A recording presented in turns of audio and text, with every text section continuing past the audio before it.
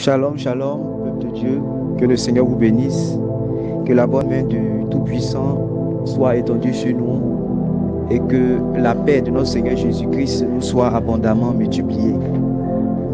Soyez tous bénis, que le Seigneur vous accorde la grâce de pouvoir comprendre sa parole, de pouvoir aimer sa parole, de pouvoir vivre conformément à sa parole en ces temps qui sont les derniers au nom de Jésus-Christ.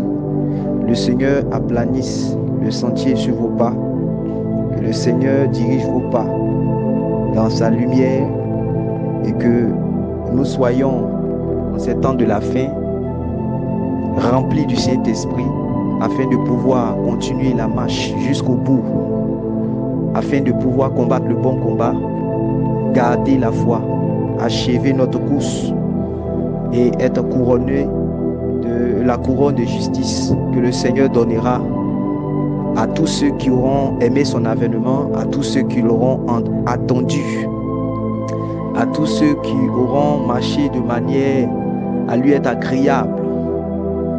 Que son nom soit glorifié. Aujourd'hui, par la grâce de Dieu, nous allons partager la parole de Dieu encore. Et nous avons commencé autrefois sur les armes de Dieu afin de pouvoir tenir le mauvais jour. Vous savez, notre Dieu s'appelle l'Éternel des armées. En tant que l'Éternel des armées, il a ses fidèles, il a ses créatures, il a ses enfants qu'il a enrôlés dans son armée. Et si l'Éternel est l'Éternel des armées, ça veut dire qu'en face de l'Éternel, c'est-à-dire que notre Dieu en réalité est un Dieu de combat. Notre Dieu est un Dieu de combat. Vous avez vu qu'il a marché avec les enfants d'Israël. Il a démontré que c'est un Dieu de combat. Lorsqu'il a marché avec le peuple d'Israël, ils sont allés de victoire en victoire. Ils ont combattu tous les royaumes qui leur faisaient face, qui sont opposés à leur exode. Et Dieu a marché avec le peuple d'Israël et ils ont vaincu copieusement tous les royaumes, en tout cas qui se dressaient, qui se liguaient contre eux, qui leur faisaient face et qui leur faisaient barrière. Et tant qu'Israël mettait leur confiance en Dieu, Israël avait toujours la victoire, car Israël a marché avec l'Éternel des armées. Je veux dire à mes bien-aimés, certes, nous sommes dans un monde obscur, nous sommes dans un monde de ténèbres, nous sommes dans un monde où nous sommes attaqués. Nous sommes dans un monde où nous sommes comme des hors-la-loi parce que nous marchons selon la loi de Dieu, selon la loi de Christ. Et ce monde n'a pas l'esprit pour marcher selon que Dieu veut. Et nous serons confrontés, nous serons la cible des démons, nous serons la cible du diable qui rôde autour des enfants de Dieu afin de pouvoir les détruire, afin de pouvoir déstabiliser leur marche, afin de pouvoir déstabiliser leur vie. Mais nous sommes plus que vainqueurs par le Seigneur Jésus qui est avec nous et par son esprit. Aujourd'hui, nous parlerons de la ceinture de vérité. Soyez bénis. Aujourd'hui, nous parlerons de la ceinture comme vérité. Voilà, la vérité du moins comme ceinture. La vérité comme ceinture. Nous avons parlé pour la première, notre première étude, nous avons parlé du casque du salut. Voilà, l'espérance du salut comme casque. Et aujourd'hui, nous allons parler de la vérité comme ceinture. Vous savez, quand l'apôtre Paul écrivait la lettre, l'épître aux Éphésiens, l'apôtre Paul a été inspiré du Saint-Esprit et l'apôtre Paul nous a dit plusieurs fois qu'il était enchaîné à cause de la parole de Dieu comme tous les apôtres. Voilà, il était enchaîné et lorsqu'il était envoyé dans les prisons, il voyait aussi, la nature lui enseignait, il voyait les soldats. Vous voyez, les soldats romains, les soldats de l'époque qui étaient armés. Voilà, et ils menaient en fait leur combat. Et le Saint-Esprit va ouvrir l'esprit de Paul afin qu'il puisse enseigner à l'Église le véritable combat. C'est pour cela que l'apôtre Paul va parler de combattre le bon combat ou bien de combattre le beau combat dans d'autres versions. Voilà, donc nous sommes appelés à combattre. Et l'ennemi ne va pas nous laisser tranquillement. L'ennemi ne va pas nous laisser marcher dans les voies de Dieu sans s'opposer à nous. L'ennemi ne va pas nous laisser obéir à Dieu, marcher dans la tempérance, dans la justice, dans la vérité, dans l'honnêteté, marcher dans la prospérité, marcher dans la joie, marcher dans l'honnêteté, dans le contentement, marcher dans le brisement, dans l'humilité, dans la simplicité, sans nous attaquer. Non, vous comprenez? L'ennemi ne va pas attaquer, il ne va pas attaquer ce qui n'appartient pas à Dieu, mais l'ennemi va attaquer ce qui est à Dieu, ce qui est de Dieu, ce qui est son ennemi. Vous voyez, lorsque nous avons répondu à l'appel de Dieu et que nous avons été transportés spirituellement dans le royaume du Fils de Dieu, nous sommes maintenant des enfants de la lumière. Et donc nous sommes des enfants de la lumière qui n'avons pas été totalement transportés dans le royaume de Dieu, mais nous avons été, si je peux dire partiellement, spirituellement transportés dans le royaume de Dieu. Mais notre corps, nous sommes encore dans ce monde des ténèbres et nous sommes attaqués. Vous comprenez? Voilà. Et en tant qu'arme que nous devons porter, la dernière fois nous avons vu que nous devons avoir l'espérance du salut. C'est-à-dire que nous devons nous focaliser sur l'avènement du Seigneur Jésus. Vous comprenez? Nous devons nous focaliser sur l'avènement du Seigneur Jésus. Vous comprenez? Et c'est pour cela que le Seigneur Jésus avait dit: recherchez premièrement le royaume de Dieu et sa justice. Donc notre fondement, le fondement de notre foi, le fondement de notre attachement à la parole de Dieu, c'est l'espérance de la vie éternelle. C'est qu'un jour le Seigneur Jésus viendra nous chercher. Selon qu'il est écrit, or la promesse que nous avons reçue de lui, c'est que c'est la vie éternelle. Voilà, la vie éternelle. Il a dit dans Jean chapitre 14, verset 2, que votre cœur ne se trouble point, croyez en Dieu et croyez en moi. Il y a plusieurs demeures dans la maison de mon Père. Si cela n'était pas, je ne vous l'aurais pas dit. Mais je vais vous préparer une place, afin que là où je suis, vous aussi, vous y soyez. Vous voyez, il y a plusieurs paraboles qui montrent que réellement, il y a plusieurs paraboles dans les évangiles qui enseignent que nous sommes appelés à vivre dans le royaume de Dieu, dans la félicité avec notre Seigneur Jésus-Christ. Et pour rien au monde, nous ne devons manquer cela. Vous comprenez? Aujourd'hui, nous parlons de la vérité comme ceinture. C'est quoi la vérité? C'est quoi la vérité comme ceinture? Voilà. C'est quoi la ceinture de la vérité? Voilà. Nous devons attacher cette ceinture. Dans ce monde, nous devons attacher cette ceinture. Partout où nous sommes, nous devons attacher cette ceinture. Oui, nous devons attacher cette ceinture comme l'ange qui est venu visiter l'apôtre Pierre lorsqu'il avait été incarcéré, il avait été enchaîné par les liens, par Hérode qui voulait le faire tuer. Vous comprenez? Et l'église était en train d'intercéder. La parole de Dieu dit qu'un ange va descendre dans la prison et l'ange va libérer Pierre. Et quand il va libérer Pierre, il va dire à Pierre de porter son manteau, d'attacher sa ceinture. Vous comprenez? Parce que la ceinture qu'on met autour de la taille va permettre à ce que le manteau, le vêtement, la robe que tu portes ne puisse pas tomber. Donc vous voyez l'utilité de la ceinture.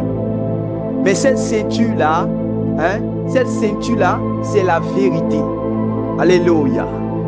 Cette ceinture-là qui peut maintenir ton vêtement blanc que le Seigneur Jésus t'a donné le jour où il a changé ton cœur de pierre en cœur de chair. Ce qui peut maintenir cette robe-là, blanche-là, c'est la ceinture de la vérité. Et nous devons attacher. Souvenez-nous aussi de cette parole dans Luc chapitre 12, je crois le verset 35. Il a dit: saignez vos reins, saignez vos reins, saignez vos reins. Donc, nous devons ceindre nos reins, nous devons attacher cette ceinture avec la vérité. Et attacher la vérité comme une ceinture, c'est quitter la voie du mensonge pour marcher droit dans le sentier de la lumière. Donc nous devons quitter la voie du mensonge. Nous devons quitter la voie de la fraude. Nous devons quitter la voie de la corruption. Nous devons quitter la voie de l'hypocrisie. Nous devons quitter la voie des parjures. Nous devons quitter la voie de l'usage du faux. Nous devons quitter la voie de la contrefaçon. Nous devons quitter la voie de l'injustice. Nous devons quitter la voie de la fraude, du mensonge. Oui, nous sommes des enfants de la vérité. Jésus a dit, je suis le chemin, la vérité et la vie. Nous sommes du camp de la vérité et non du mensonge.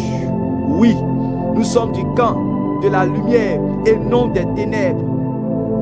Quelqu'un qui a attaché la ceinture de vérité, cette personne est en train de s'atteler à quitter la voie du mensonge pour marcher droit dans le sentier de la lumière. Vous savez que le diable est le père du mensonge, de sorte que quiconque pratique le mensonge ne pourra pas lui résister, ça c'est sûr. Quelqu'un qui marche dans le mensonge, quelqu'un qui marche délibérément, qui pratique le mensonge, non seulement il ne peut être agréable à Dieu, mais il ne peut résister à Satan.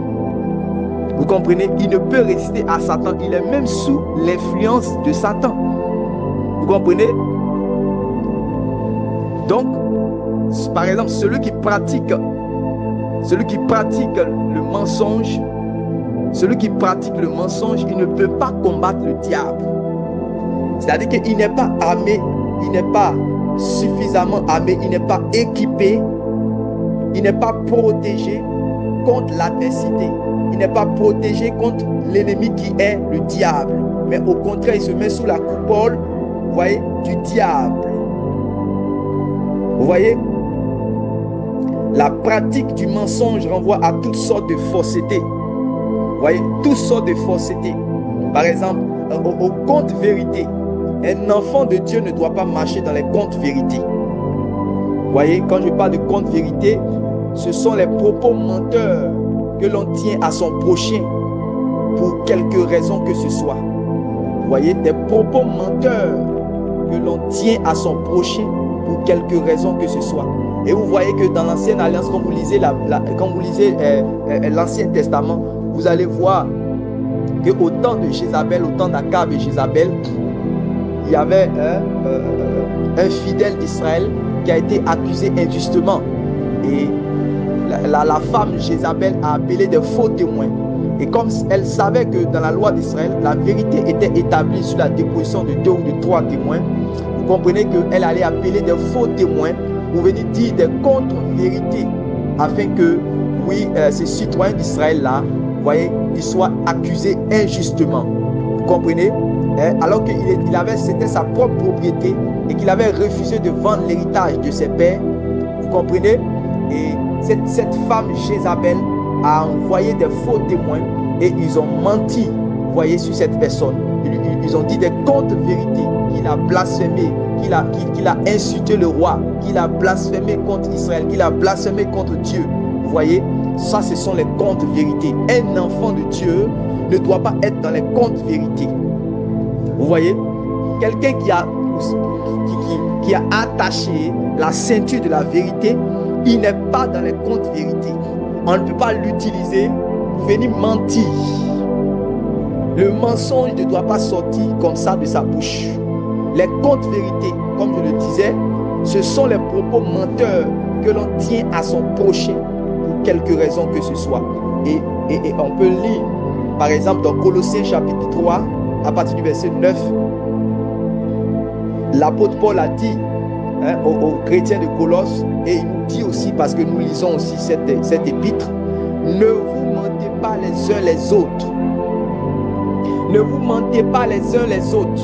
Le mensonge a pris le dessus aujourd'hui. Nous sommes à une période où vous savez que le péché est monté à son comble. Les gens pêchent facilement et le mensonge a commencé à remplir les cœurs et les gens ont commencé à mentir facilement. Vous comprenez? Et nous ne devons pas être nous ne devons pas suivre la voie de Ananias et Saphira. Ils avaient tellement cette habitude. Oui, ils avaient cette habitude parce que Pierre a dit que comment as-tu pu laisser Satan remplir ton cœur au point de venir mentir au Saint-Esprit? Quand tu as menti, tu es arrivé à mentir au Saint-Esprit, ça veut dire que tu as menti aux hommes jusqu'à, en fait, cette expression que l'apôtre Paul est en train de dire, c'est-à-dire qu'il avait tellement menti, l'apôtre Pierre du moins est en train de dire à Ananias, il a dit qu'il était arrivé en fait, en fait l'apôtre Pierre voulait dire que en fait c'était trop maintenant en fait. C'était trop maintenant.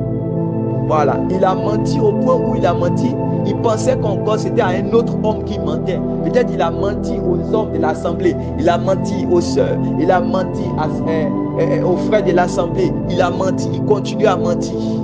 Et un jour, il pensait qu'en réalité, il allait mentir encore à Pierre. Alors que Pierre, en ce moment, ce n'était plus à Pierre, mais c'était le Saint-Esprit en réalité. Vous comprenez? Et Pierre lui a dit que non, ce n'est pas à moi que tu as menti. Tu viens de mentir comme ça au Saint-Esprit. Vous comprenez? Ne nous mentons pas les uns les autres. Disons-nous la vérité, soyons transparents et vrais. Voilà. Un homme comme Ananias et sa femme Saphira n'avaient pas la vérité comme ceinture. Sinon, ils n'allaient pas mentir au Saint-Esprit. Quand on arrive à mentir à sa femme, oui, chérie, tu étais où? Non, j'étais au travail, alors que je ne suis pas au travail. Mon frère, tu étais où? Tu étais à la maison. Ou bien je suis à Gagnoa, alors que réellement tu te trouves dans une autre ville. Ou bien tu te trouves à la maison. C'est du mensonge. Vous voyez? Ne nous mentons pas les uns les autres. Colossiens 3, le verset 9. Vous comprenez? Quand quelqu'un a la ceinture de vérité, quand quelqu'un a attaché la vérité comme ceinture, cette personne n'est pas dans l'hypocrisie. L'hypocrisie, en fait, a rempli aujourd'hui le milieu chrétien. A rempli le milieu chrétien et que le Seigneur puisse nous en délivrer. Que le Seigneur puisse nous en délivrer. Vous savez ce que c'est que l'hypocrisie? L'hypocrisie, en fait, c'est comme en fait la comédie. Vous voyez les artistes comédiens qui jouent, qui passent à la télé, les scènes qu'ils font, en fait, ils passent, ils essaient en fait de faire semblant devant, c'est-à-dire que leurs semblables, ils donnent une image qu'ils ne sont pas. Vous voyez? Par exemple, vous allez voir que le comédien, lui, on va dire l'artiste comédien, vous allez voir que peut-être c'est un père de famille sérieux, mais quand vous le voyez sur la scène, il montre un autre visage. Il peut être par exemple un bandit, il peut être par exemple quelqu'un qui fait beaucoup rire, il peut être par exemple quelqu'un qui est sorcier, mais ce n'est pas lui-même en fait. Vous comprenez? Donc c'est ça l'hypocrisie. L'hypocrisie, c'est la comédie, c'est comme la comédie. En fait, c'est l'art de feindre, c'est l'art de faire semblant. Vous voyez? C'est adopter devant son prochain, ou encore en présence de l'église, ou encore en présence des autres, une attitude qui en porte-à-faux, vous voyez, avec ce que l'on est véritablement. Vous voyez, c'est ça, l'hypocrisie a rempli. Nous passons pour être réellement ce que nous ne sommes pas en réalité. Vous voyez, quelqu'un qui est hypocrite, il va poser des actes avec une motivation haute que celle que l'on veut faire croire. Vous voyez? C'est pour cela que le Seigneur Jésus va dire aux chrétiens de l'église de Sardes, il dit que tu es mort, mais tu passes pour être vivant. Vous voyez, c'est ça l'hypocrisie. C'est ça l'hypocrisie. C'est ça l'hypocrisie. Et que Dieu puisse nous en délivrer. Quelqu'un qui porte la ceinture de vérité, il n'est pas dans l'hypocrisie sous toutes ses formes. Sous toutes ses formes, il n'est pas dans l'hypocrisie. Si nous lisons par exemple dans le psaume 62, le verset 4. Psaume 62, le verset 4. Il est écrit, psaume 62, le verset 4. Ils prennent plaisir au mensonge. Ils bénissent de leur bouche et ils maudissent de leur cœur. Vous voyez? Il faut que Dieu nous délivre de l'hypocrisie. Vous voyez que le Seigneur a reproché cela aux enfants d'Israël en leur disant, ce peuple m'adore des lèvres, mais leur cœur est éloigné de moi. Les relations sont pourries par l'hypocrisie. Les relations, notre relation avec Dieu a commencé à être pourrie, à être entachée, à être empoisonnée par le venin, par le poison de l'hypocrisie. Les foyers sont paralysés par l'esprit de l'hypocrisie, par les liens de l'hypocrisie. Vous voyez? Il dit, ils prennent plaisir au mensonge, ils bénissent de leur bouche et ils maudissent de leur cœur. Ils disent, je t'aime. Ils disent, shalom. Ils disent, comment ça va? Ils disent, sois béni. Ils disent, je t'aime. Mais en réalité, leur cœur ne dit pas cela. Leur cœur maudit. Leur cœur empoisonne. Leur cœur commettent des meurtres. Mais en réalité, ils montrent une bonne facette. C'est ça en réalité l'hypocrisie. Nous devons sortir de l'hypocrisie. Nous devons être vrais. Nous devons être transparents. Nous devons sortir de la duplicité. Vous voyez? Nous devons arrêter de clocher des deux côtés. Vous voyez? Nous devons choisir le camp de la vérité. Nous devons choisir le camp de la vérité et non de l'hypocrisie. Quelqu'un qui a attaché la vérité comme ceinture, quelqu'un qui a attaché la vérité comme ceinture, il n'est pas dans le mensonge, il n'est pas dans l'hypocrisie. Vous voyez? Il n'est pas dans l'hypocrisie. Tu ne peux pas dire une chose que ton cœur ne pense pas. Vous voyez? Dire une chose que son cœur ne pense pas, c'est être lié par les liens de l'hypocrisie. Vous voyez? Attacher la ceinture comme vérité, c'est être éloigné des parjures. Vous voyez, des parjures. Si vous lisez dans 1 Timothée, le chapitre 1, si je ne me trompe pas, vous voyez, il a dit qu'en réalité, il a parlé des parjures là-bas. Il a parlé des parjures là-bas. Parjurer, c'est faire un faux témoignage. Alors qu'on est sous serment, en fait, dire la vérité. C'est pour cela qu'on va voir que l'on va ainsi biaiser le jugement qui est rendu en faisant innocenter le coupable ou condamner l'innocent. C'est pour cela qu'il est écrit dans le Proverbe 21, le verset 28, le témoin menteur périra. Vous voyez, tu as été établi pour dire la vérité, tu as prêté serment. Oui, toi ce juge, toi cet avocat, hein, pour prêter, pour dire la vérité. Vous voyez? Mais tu acceptes par exemple les pots de vin et tu innocentes le coupable et tu condamnes l'innocent. Ce sont les choses que Dieu a en horreur. Vous voyez? Ce sont les choses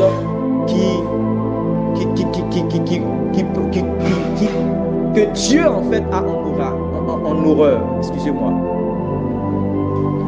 Vous voyez, quelqu'un qui a attaché la ceinture de la vérité, il n'est pas dans l'usage du faux.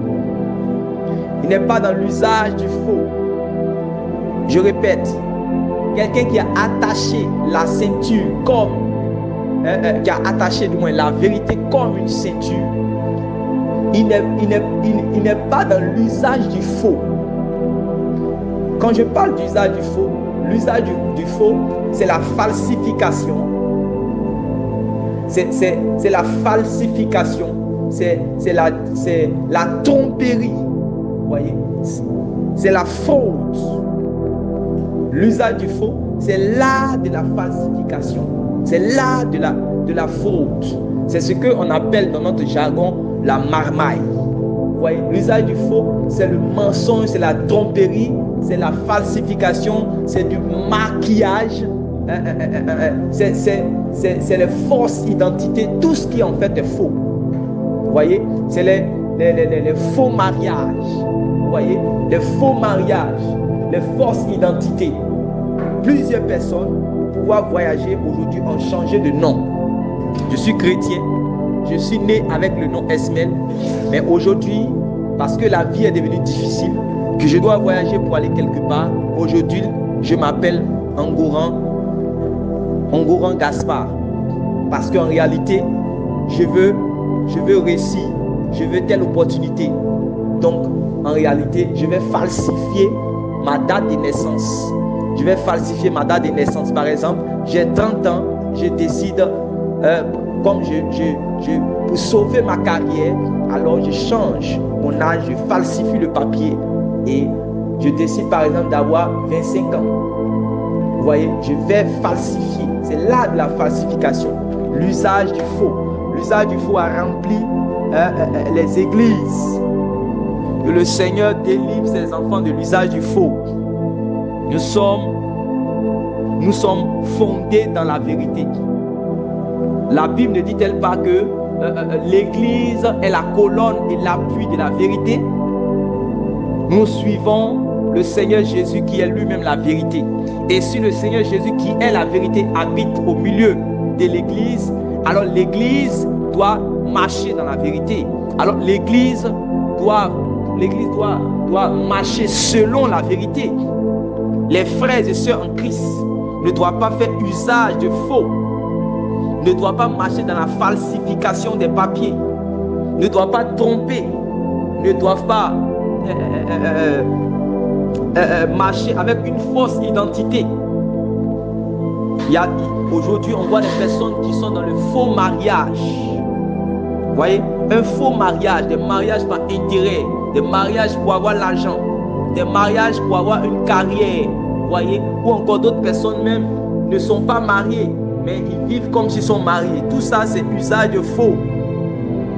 Des gens ont des faux diplômes. Vous voyez? Donc, comme je l'avais dit la première fois, je vous avais dit que par rapport aux âmes spirituelles, ce n'est pas quelque chose qu'on est là comme ça, puis on dit que je porte par une déclaration de foi, je porte la ceinture de vérité. C'est-à-dire quand quelqu'un, par exemple, est dans la falsification, cette personne-là, même si elle confesse 1000 fois que je porte le casque du salut, je porte la ceinture de vérité, en réalité, cette personne n'a pas attaché la vérité comme une ceinture. Vous voyez, cette personne n'a pas attaché la vérité comme une ceinture. Il y a plusieurs personnes qu'on envoie. Et quand on vous envoie, par exemple, on vous envoie faire une course et il y a de la monnaie.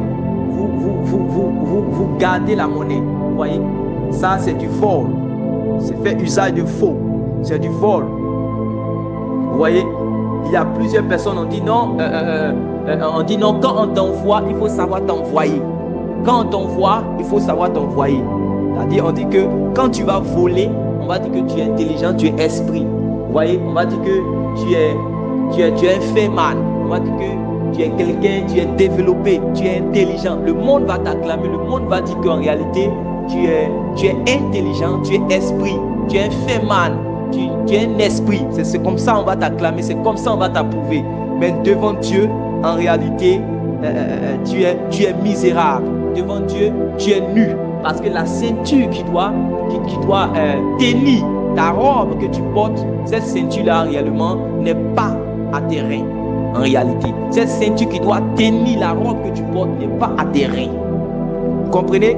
Le Seigneur a dit à ceux qui l'attendent, à ceux qui vont voir son avènement, qu'ils doivent avoir les reins saints. Les reins saints par quoi? Les reins saints par la ceinture de la vérité. Les reins saints par quoi? Les reins saints par l'honnêteté. Les reins saints par quoi? Les reins saints par la loyauté. Les reins saints par quoi? Les reins saints par la ceinture de la vérité.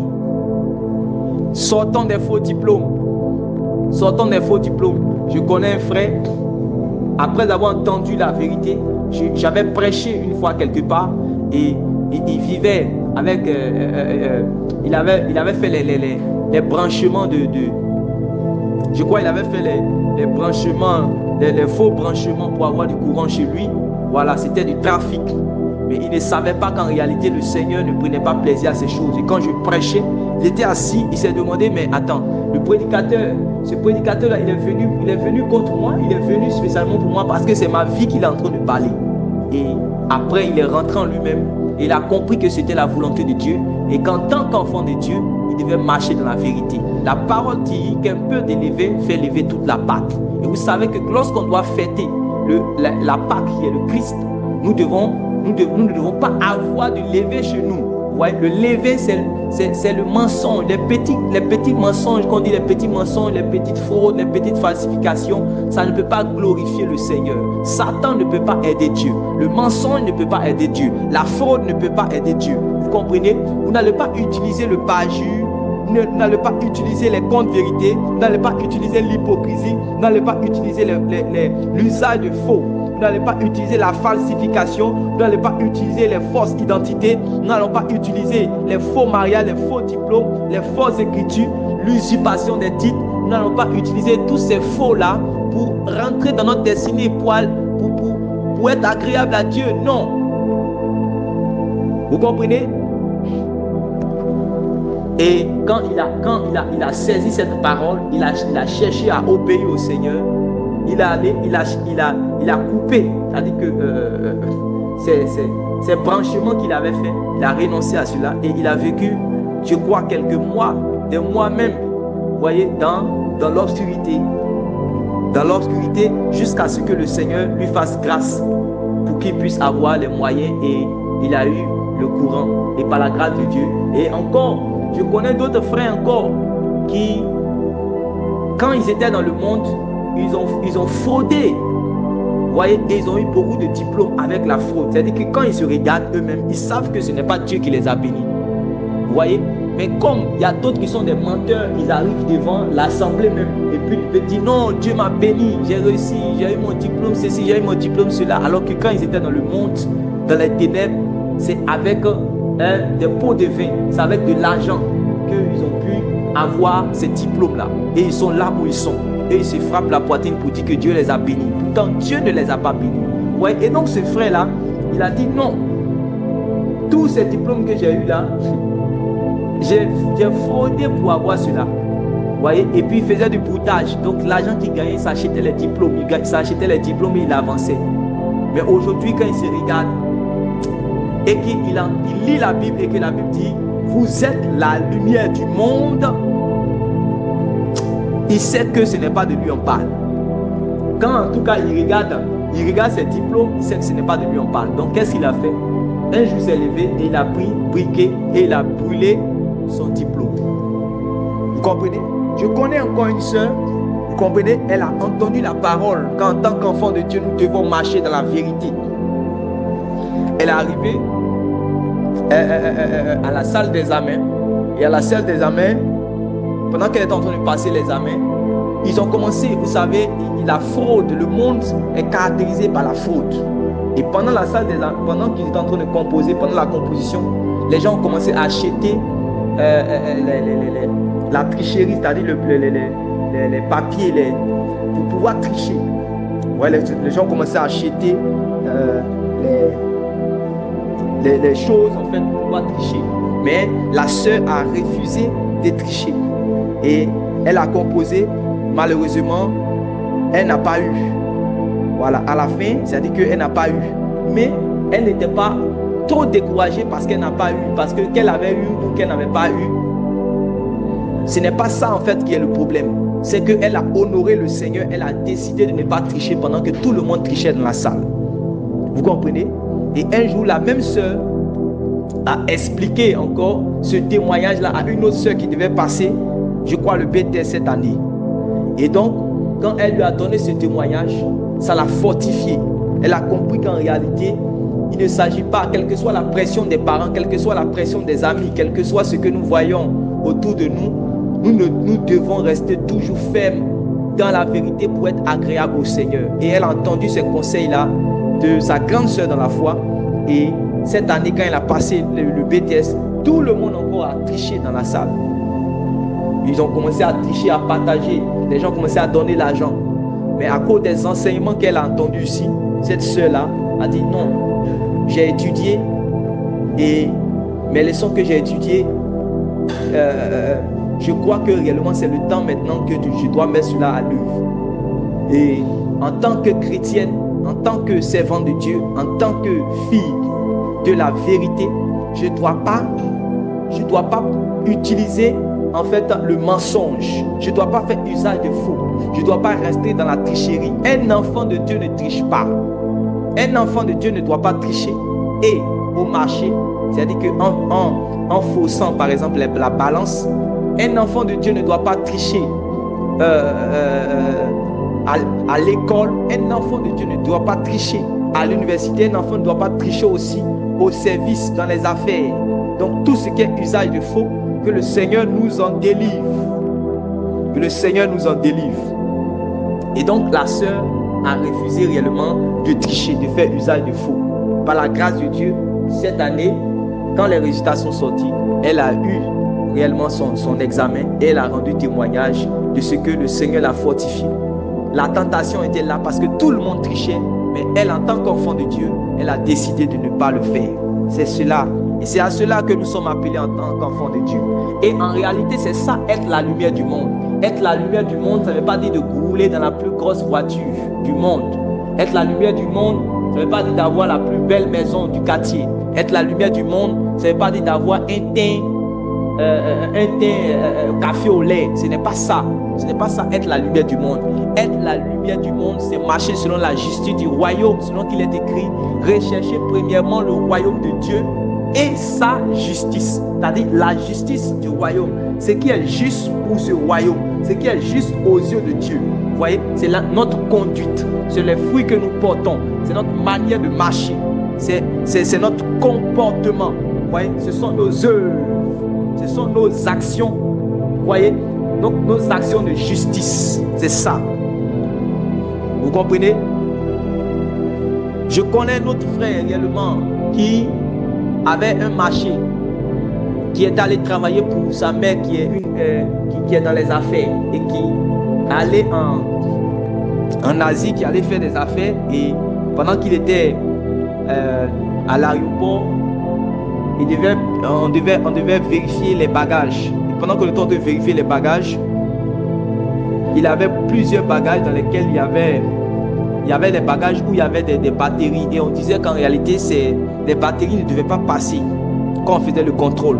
Et en fait, tous ceux qui font le voyage, en fait, dans le centre commercial où sa mère travaille, eux tous arrivés à ce niveau, quand ils sont contrôlés, c'est-à-dire que à l'aéroport, ils disent simplement que ce sont des accessoires, qu'il n'y a pas de batterie là-dedans.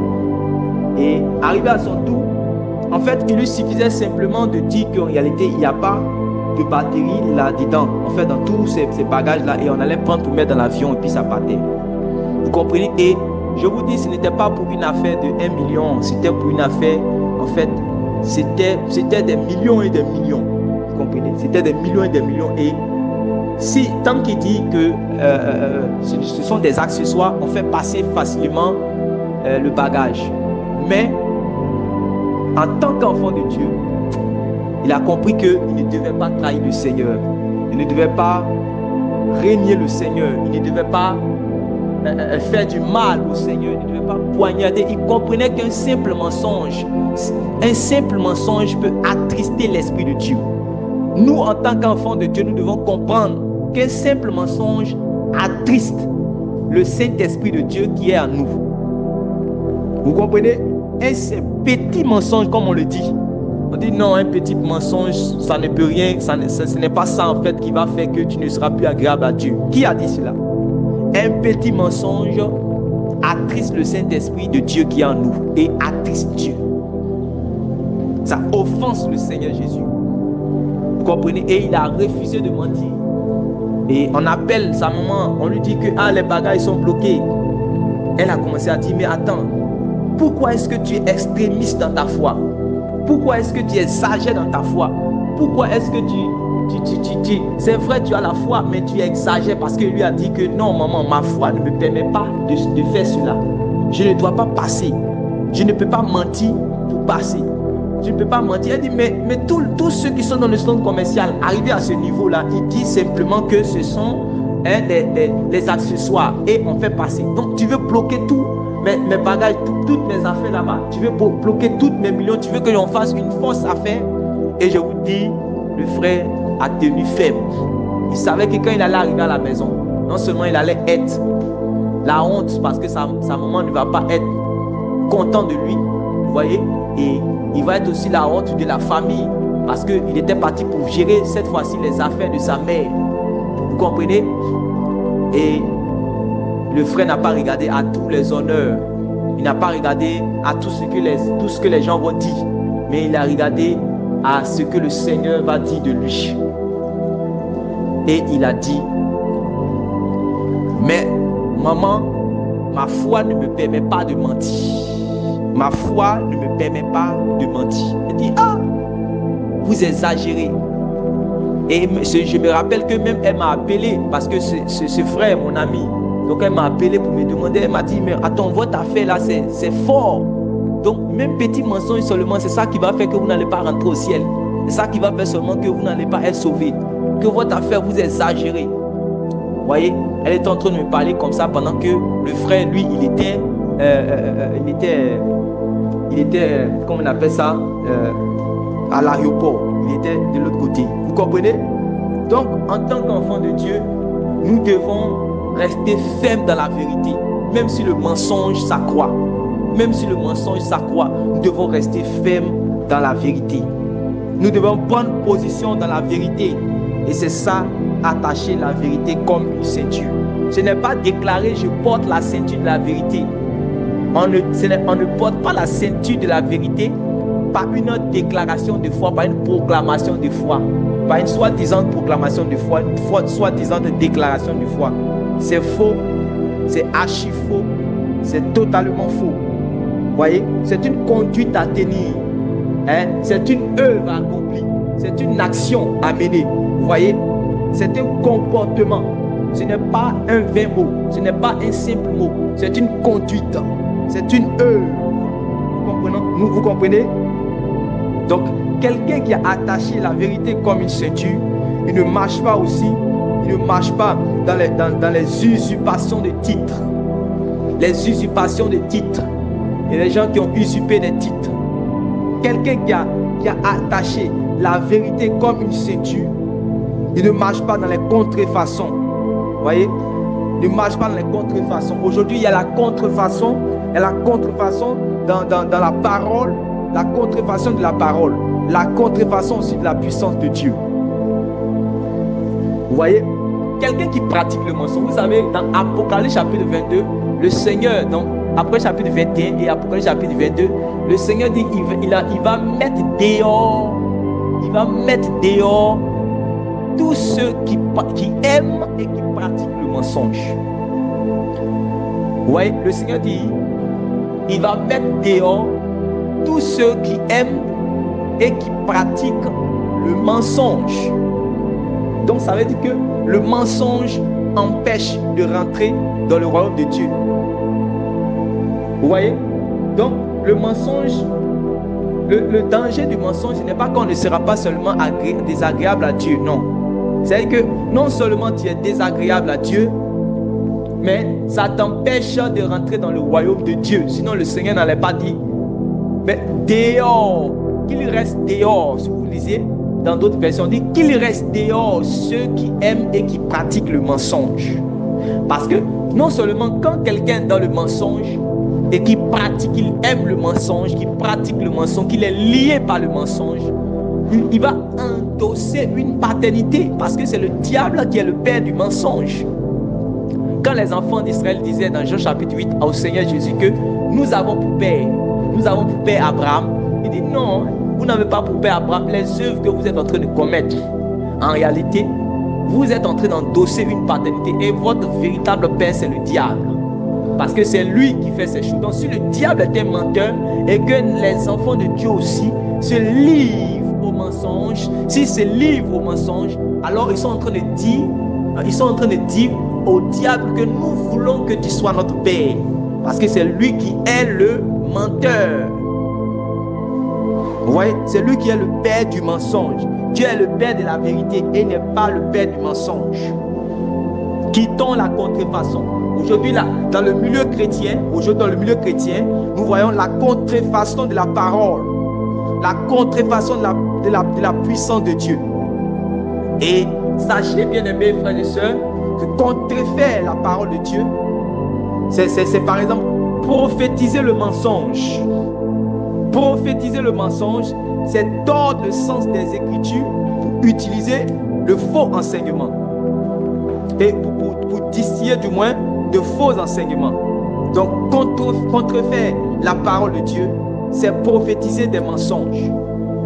Vous vous souvenez de Sédécias, dans 1 Roi chapitre 22, lorsque le roi Akab et Josaphat devaient monter à Ramoth en Galade, ils ont consulté les prophètes.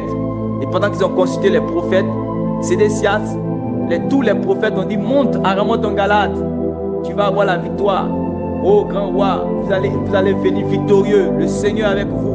Et vous allez voir que Sédécias, il a commencé à prophétiser.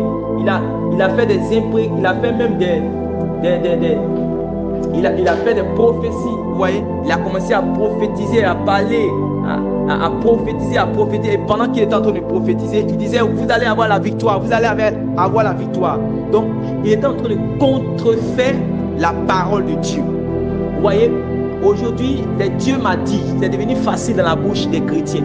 Dieu m'a dit ceci, Dieu m'a montré ceci, Dieu m'a dit cela, Dieu m'a dit cela. Et aujourd'hui, c'est ce qui a fait qu'aujourd'hui, nos jeunes sœurs sont victimes.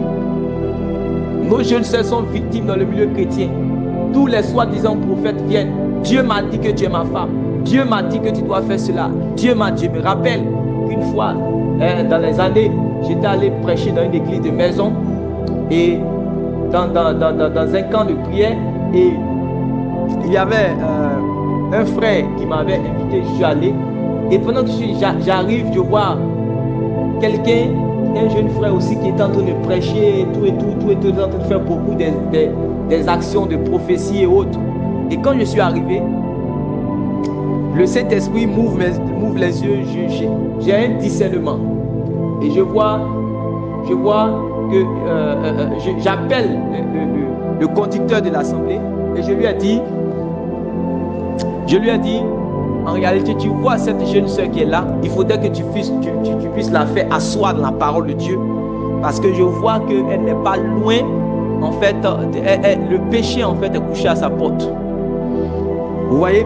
Et quand je lui ai dit cela, malheureusement, il n'a pas pris cela au sérieux. Et un autre jour, il m'invite dans la même assemblée pour aller prêcher. Et pendant que je voulais prêcher la parole de Dieu, pendant que je voulais commencer à prêcher, automatiquement le Saint-Esprit me saisit et une prophétie sort automatiquement. Et c'était une prophétie forte, vous voyez. C'était une prophétie forte qui annonçait aussi réellement, ça dévoilait en fait la vie. Une révélation qui dévoilait la vie en fait de la sœur en question.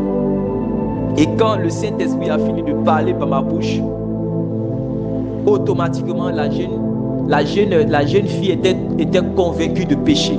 Et elle est venue se repentir publiquement. Et vous savez ce qu'elle nous a dit? Elle nous a dit qu'en réalité, le serviteur en question qui était venu le jour où il était en train de faire les prophéties hautes, ils ont eu à dormir cette nuit-là dans ce camp de prière. Et il a réveillé pendant la nuit et il lui a dit qu'il y a des esprits qui sont venus lui le fatiguer. Il y a des esprits qui sont venus lui le menacer.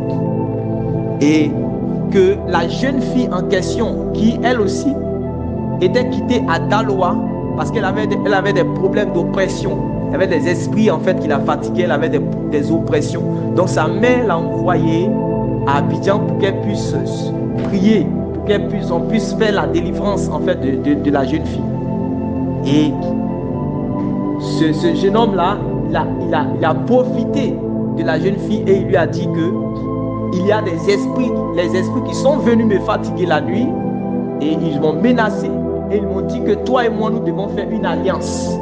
Et quand nous allons faire une alliance, alors eux ils vont te lâcher. Et ils m'ont menacé parce que si tu ne fais pas cette alliance, alors les esprits là ils vont te tuer. Et donc cette jeune fille ne connaît pas la parole de Dieu. Elle n'a pas d'assise la parole de Dieu. Elle n'a pas d'assise. C'est pour cela que j'invite toutes les églises, j'invite les dirigeants d'église, les conducteurs. Je nous en supplie, prêchons la parole de Dieu. Si nous disons que nous sommes appelés de Dieu, Faisons ce qui est écrit dans Matthieu chapitre 28. Nous devons faire des disciples. Nous ne devons pas faire des églisiens. Nous ne devons pas remplir les gens dans des assemblées pour rien, pour venir s'asseoir sur les bancs sans jamais changer, sans avoir le cœur régénéré, sans jamais expérimenter la repentance. Et quand on ne fait pas ces choses, voilà ce à quoi on assiste. Et cette jeune fille-là a été malheureusement abusée. Il a abusé de cette jeune fille. Il a pris cette jeune fille, ils sont partis dans un autre quartier, puisqu'elle ne connaissait pas Abidjan. Et il l'a envoyé dans un autre quartier pour faire la soi-disant alliance. Et il a abusé de la jeune fille. Et ce jour que je suis arrivé pour venir prêcher, lorsque je vais commencer à prêcher, le Saint-Esprit dévoile cette œuvre. Et le serviteur et cette jeune fille-là, ils ont été dévoilés. Vous voyez, ils ont été dévoilés. Et en réalité, c'est ce à quoi le Seigneur veut nous délivrer en réalité de ces choses. Il veut nous délivrer de ces choses. Les gens sont rentrés dans la contrefaçon de la parole de Dieu. Dieu m'a dit. Il y a eu combien de mariages qui sont construits sur la base de Dieu m'a dit, alors que ce Dieu m'a dit était faux. Il y a eu combien de gens aujourd'hui qui se trouvent en enfer à cause de Dieu m'a dit. Oui, compromettre la parole de Dieu, c'est dangereux. Vous comprenez?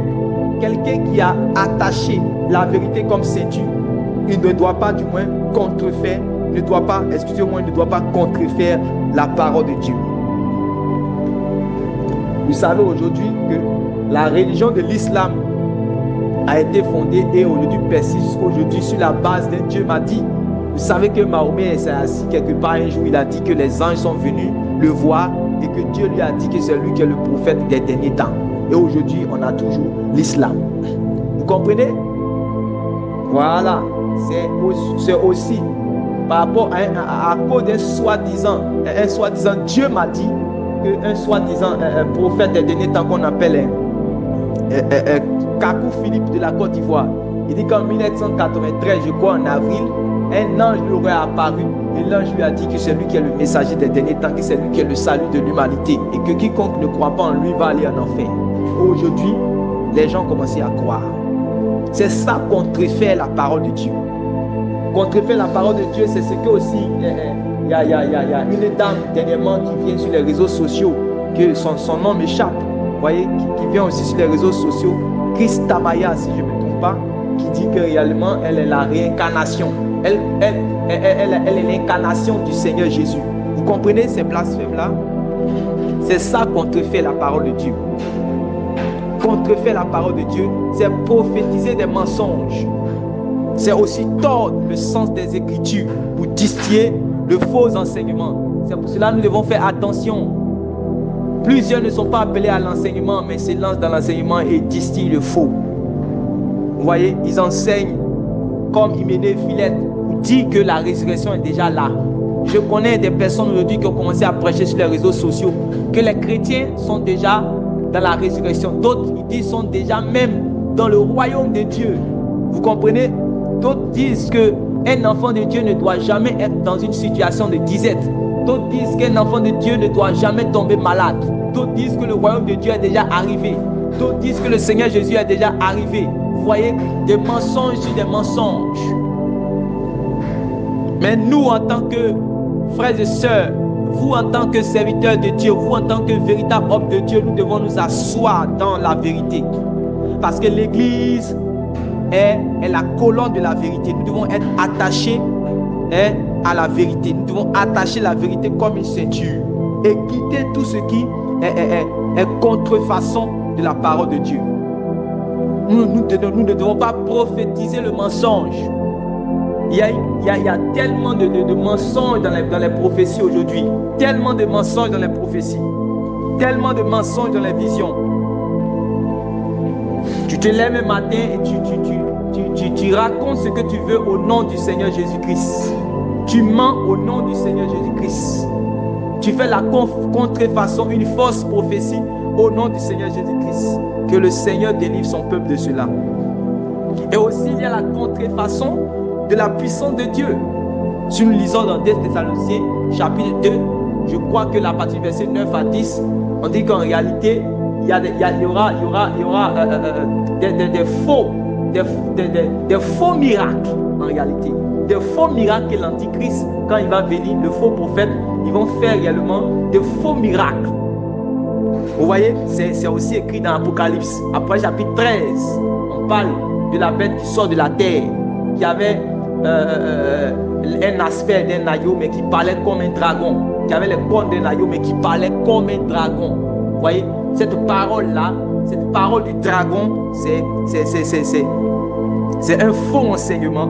Et ces faux miracles en réalité qu'il faisait, c'est ça la contrefaçon de la puissance de Dieu. Contrefaire la puissance de Dieu, c'est brandir de faux miracles ou opérer des signes par des esprits autres que le Saint-Esprit.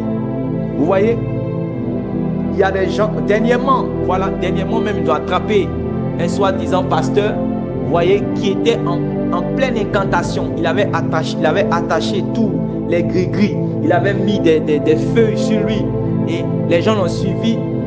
Les gens l'ont suivi clandestinement et ils l'ont attrapé. Et quand ils l'ont attrapé, c'était la honte.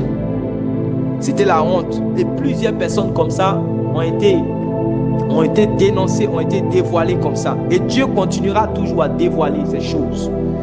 Mais ceux-là qui n'ont pas une intimité avec le Saint-Esprit, ceux-là qui n'aiment pas la parole de Dieu, qui ne sont pas attachés à la vérité, alors c'est ceux-là qui vont être emportés par ces faux pasteurs, par ces faux prophètes qui vont contrefaire la puissance de Dieu, qui vont brandir de faux miracles, qui vont opérer des signes et des signes par des esprits autres que le Saint-Esprit. On voit cela dans la parole de Dieu, hein, dans Actes chapitre 8 avec Simon. On dit que les Samaritains, les gens de la Samarie, il avait bouleversé les gens de la Samarie au point où il disait que lui, ce dernier-là, a la puissance de Dieu. Il a la grande puissance de Dieu. Vous comprenez? Voilà, parce qu'il n'avait pas connu la véritable puissance de Dieu. Et comme il ne connaissait pas la puissance de Dieu, ceux qui étaient là lui disaient que c'est toi, tu as la véritable puissance de Dieu. Donc tant que Philippe n'était pas arrivé à Samarie pour bouleverser la Samarie avec l'évangile et la puissance de Dieu, les Samaritains, les habitants de la Samarie n'allaient pas savoir que Simon était un menteur, que Simon était un fraudeur, que Simon était un faux prophète. Vous voyez, c'est ça. On parle aussi réellement de cette femme-là qui avait l'esprit de Python dans Actes chapitre 16. Des gens l'ont utilisé et elle faisait gagner de l'argent aux gens. Elle prophétisait avec un esprit de Python. C'est ça. Opérer des signes par des esprits autres que le Saint-Esprit. Vous voyez, aujourd'hui, ça a commencé à remplir, le milieu chrétien est rempli réellement de ces choses, de ces faux miracles, de ces faux miracles, de ces faux miracles.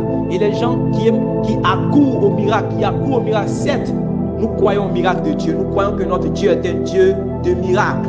Vous voyez?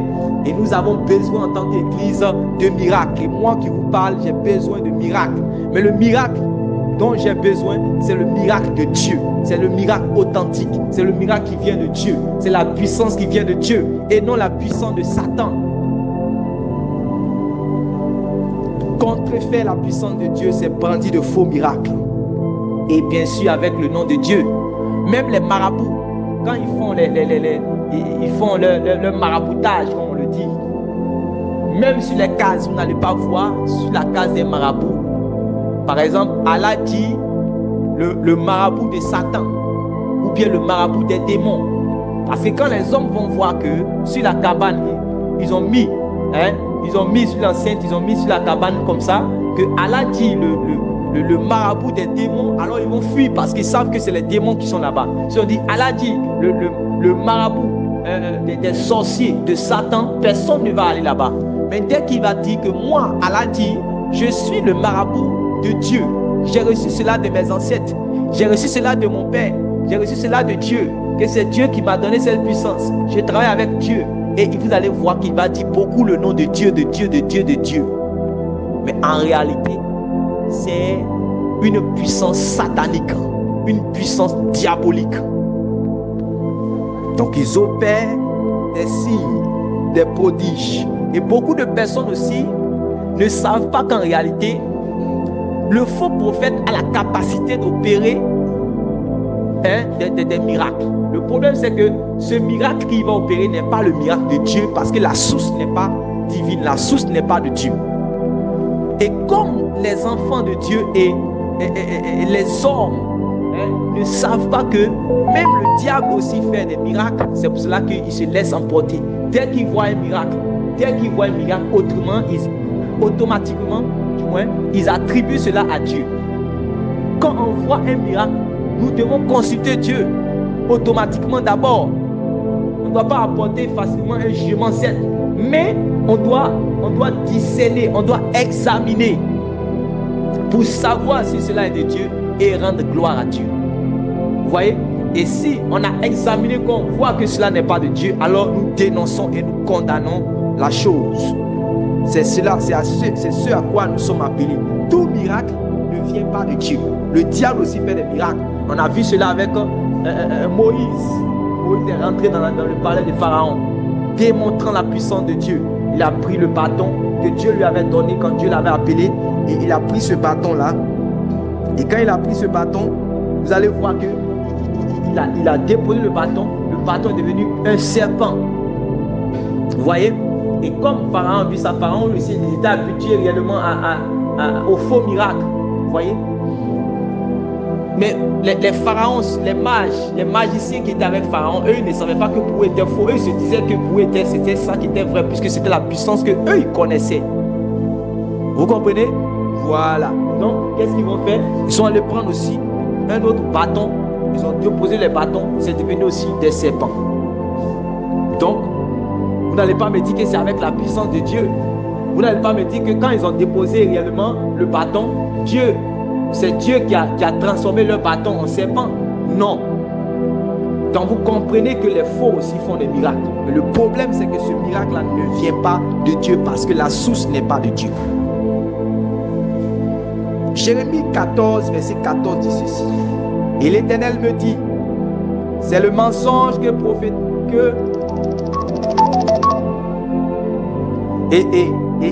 Et l'Éternel me dit, c'est le mensonge que prophétisent en mon nom les prophètes.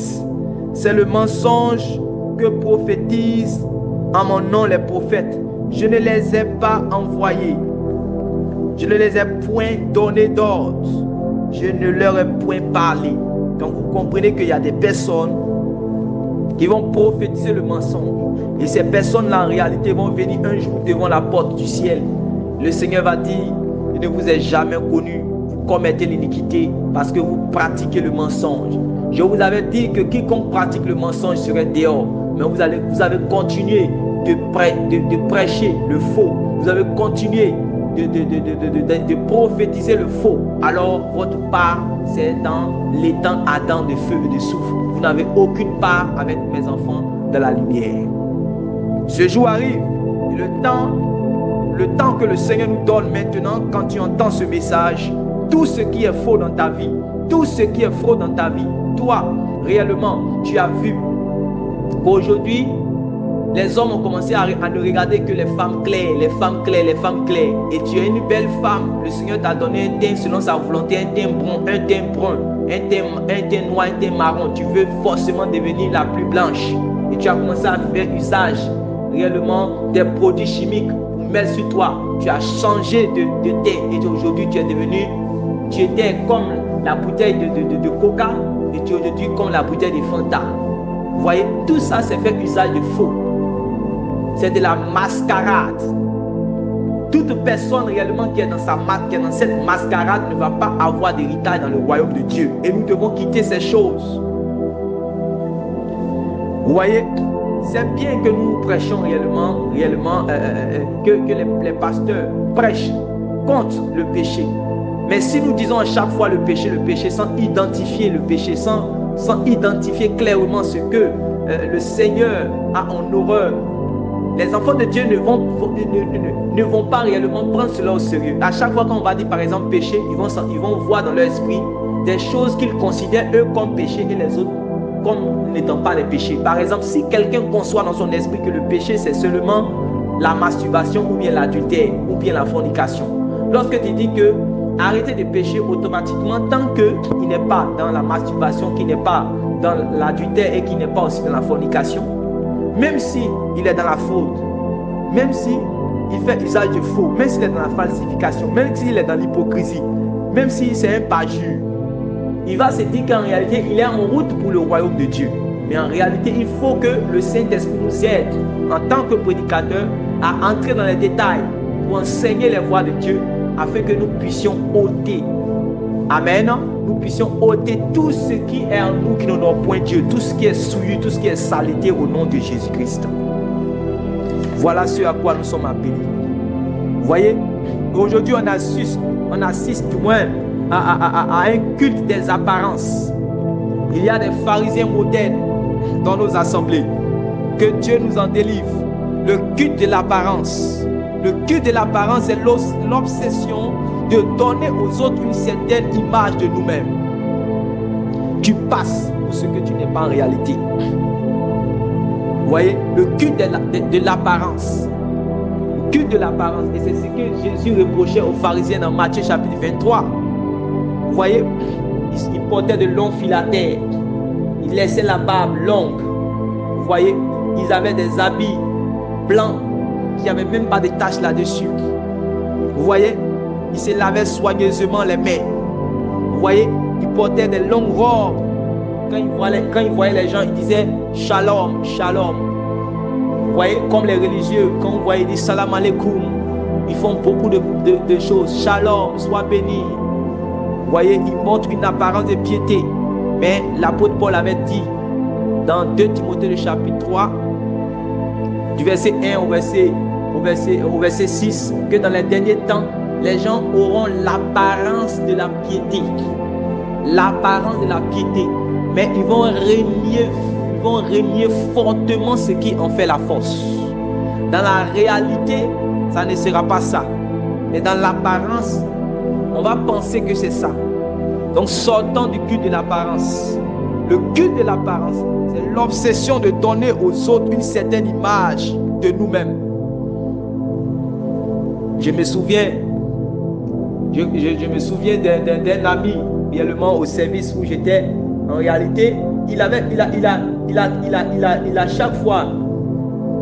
à chaque fois quand son heure de prière arrive, même, c'est-à-dire qu'il ne peut jamais aller prier sans dire aux gens, je m'en vais prier, hein, je vais faire mon ablution, hein, je vais faire ceci, hein, je vais jeûner. Hein. Il va forcément dire cela aux gens. Il ne peut pas garder cela dans le secret. S'il doit donner quelque chose à quelqu'un, il va dire, je vais donner cela. Hein. C'est ça. Ils font des choses pour plaire aux hommes, pour montrer leur justice devant les hommes. C'est ça le culte de l'apparence. C'est ça le pharisianisme moderne. Et c'est l'obsession de donner aux autres une certaine image de nous-mêmes. Quiconque en est possédé devient un grand ami des artifices séducteurs et du trafic d'influence. Aujourd'hui, il y a tellement de trafic d'influence. C'est pour cela qu'aujourd'hui, tout ce que les assemblées évangéliques reprochaient, hein, aux assemblées du catholicisme romain, avec les vêtements cléricaux, avec les longues robes, les filatères, les eaux, les toges rouges, les crucifixes qu'ils exposent, hein, des crucifixes en or, des chapeaux qui passent, qui ne laissent personne indifférent. Vous voyez? Alors que le Seigneur nous appelle à marcher dans la simplicité, dans l'humilité. Non, on veut faire des trafics d'influence. C'est ces choses-là où nous n'avons pas, toute personne qui pratique ces choses n'a pas pour ceinture la vérité. Vous voyez, quiconque en est possédé devient un grand ami des artifices séducteurs et du trafic d'influence. C'est une voie de mensonge. Il faut que nous soyons vrais. C'est une voie de mensonge. Il faut que nous soyons vrais. C'est une voie de mensonge. Il faut que nous soyons vrais. La culture de la vérité n'est plus mise en pratique aujourd'hui dans l'Église. La culture de la vérité n'est plus mise en pratique chez les saints. La culture de la vérité n'est plus pratiquée par les disciples du Seigneur Jésus, alors que c'est à cela que nous sommes appelés. Vous voyez, mais c'est plutôt le mensonge qui est désormais perçu comme quelque chose de fondamental, comme quelque chose de nécessaire pour aller de l'avant. Il faut mentir pour aller de l'avant. Il faut trafiquer pour aller de l'avant. Il faut séduire pour aller de l'avant. Il faut rester dans la mascarade pour aller de l'avant. Il faut trafiquer pour aller de l'avant. Il faut que nous changions. Il faut que nous changions. Il faut que nous changions radicalement. L'avènement du Seigneur est proche. C'est le temps pour nous de marcher dans la vérité, dans l'honnêteté, dans la pureté, sortant de toute fraude, de toute contrefaçon. L'Église doit être préparée avant que le Seigneur ne vienne. Ce n'est pas dans le mensonge que nous serons prêts. Ce n'est pas dans le mensonge que nous serons purs. La parole dit dans 1 Thessaloniciens chapitre 5, le verset 23, que tout votre être, l'esprit, l'âme et le corps, soit conservé irrépréhensible et irréprochable lors de l'avènement de notre Seigneur Jésus-Christ. La parole de Dieu dit dans 1 Jean chapitre 3, le verset 2, quiconque a l'espérance d'être semblable à Christ, quiconque a l'espérance de régner avec Christ, quiconque a l'espérance de rencontrer Christ dans les airs, de le voir tel qu'il est, d'être tel qu'il lui est là, il faut que cette personne se purifie comme Christ lui-même il est pur. On ne se purifie pas avec la fraude. On ne se purifie pas avec le mensonge. On ne se purifie pas avec la contrefaçon. On ne se purifie pas avec la contrefaçon. Aujourd'hui, des pasteurs aux brebis, des évêques aux fidèles, des conducteurs aux disciples, tout le monde navigue dans le faux, sans être nullement attristé pour en venir à la repentance. Ce peuple m'honore des lèvres, mais son cœur est éloigné de moi. Vous voyez? Et c'est ce que le prophète Jérémie a reproché aux enfants encore d'Israël. C'est le Saint-Esprit qui l'avait rempli lorsqu'il disait que c'est par la faute, c'est par la tromperie que vous voyez que leurs maisons là sont remplies de confort. Les maisons sont confortables à cause de ce que réellement ils sont de la fraude. Si vous voyez qu'il y a un garage, il y a un congélateur, il y a une maison, il a une télévision, il a ceci, il a cela, c'est avec la fraude. Ce n'est même pas avec la sueur de son front. Ce n'est pas dans l'honnêteté qu'il a eu ces choses. C'est avec la fraude qu'il a eu ces choses-là dans sa maison. Leurs maisons sont remplies de choses volées, de choses falsifiées, de choses arnaquées. Et que Dieu nous en délivre. Que Dieu nous en délivre.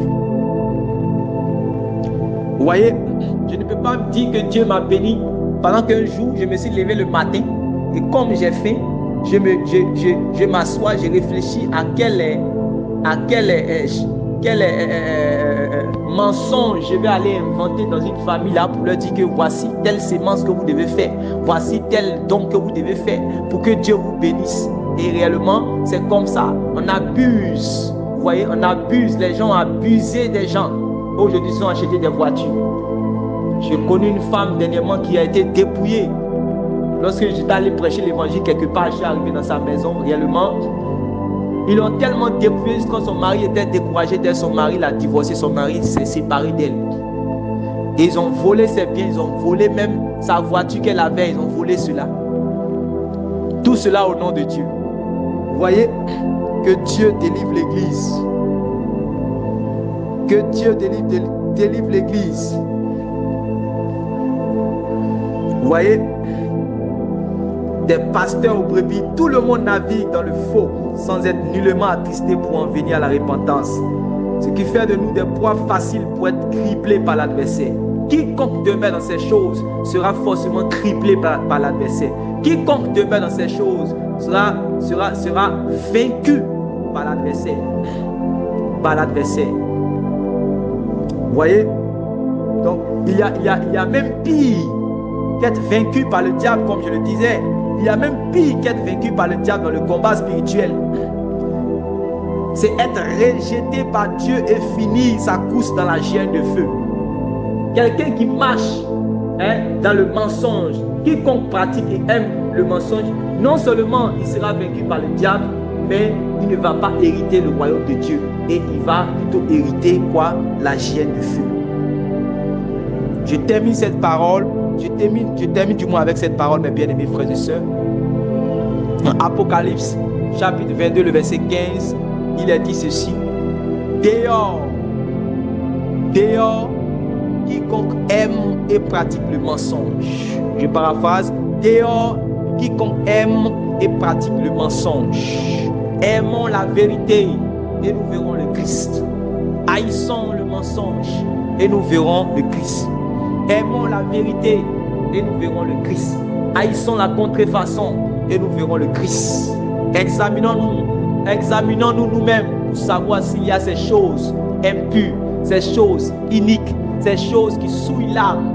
Regardons dans notre maison s'il n'y a pas des objets fraudés, des choses contrefaites, des mensonges, pour ôter cela dans nos cœurs, pour ôter cela dans nos maisons, pour ôter cela de nos vies, pour ôter cela réellement de notre être, afin que nous soyons trouvés agréables aux yeux de Dieu. C'est cela, pratiquer la justice. Le Seigneur a dit, si votre justice ne surpasse pas celle des pharisiens, vous n'allez pas entrer dans le royaume de Dieu. La justice de Dieu est une justice pratique. Vous comprenez? Nous devons pratiquer la justice de Dieu.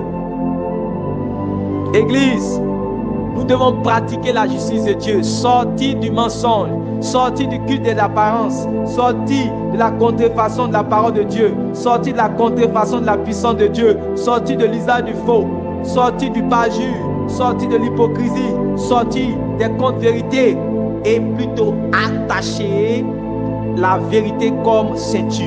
Quitter la voie du mensonge, quittons la voie de la fraude, pour marcher tout droit dans le sentier de la lumière. Et le diable aura peur de nous, et le diable sera vaincu. Et le Seigneur, quand il viendra, il va écraser Satan sous nos pieds. Et avec lui, nous ferons encore des exploits dans ce monde. Brandissons la justice, marchons dans la vérité, mes frères. Nous serons toujours agréables à Dieu. C'est à cela que nous sommes appelés. Nous ne sommes pas des enfants du mensonge. Le diable est un menteur, mais Dieu est la vérité.